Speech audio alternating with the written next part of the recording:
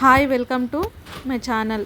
ఇది వచ్చేసి మనకి ఇందిరమ్మ ఇల్లు గురించి చెప్తున్నాను. ఇది 450 స్క్వేర్ ఫీట్లో మనకి శాంక్షన్ అయింది, అంటే 50 గజాలలో.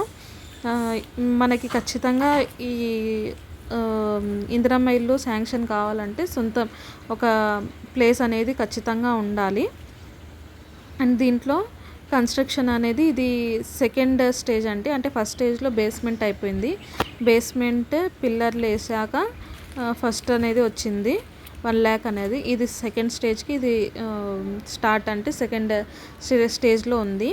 దీంట్లో మనకి గోడలు మరియు ఇవి తలుపుల ఫ్రేమ్స్, కిటికీల ఫ్రేమ్లు కూడా ఉన్నాయి. ఇంకా కొంచెం వర్క్ ఉంది సెకండ్ రావడానికి, సెకండ్ పేమెంట్ రావడానికి.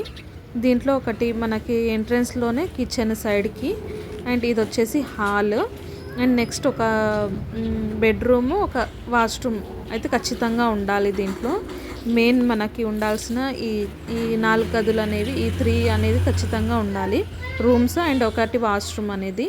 ఇది వచ్చేసి కిచెన్ అండి. ఇది ఖచ్చితంగా 450 స్క్వేర్ యార్డ్లో ఉంది. వాళ్ళకి 400 స్క్వేర్ ఫీట్ నుంచి 400 స్క్వేర్ ఫీట్ పైన అండ్ 600 స్క్వేర్ ఫీట్ లోపలనే మనకి కన్స్ట్రక్షన్ అనేది, ఇందిరమ్మ ఇల్లు కన్స్ట్రక్షన్ అనేది ఉండాలి ఖచ్చితంగా.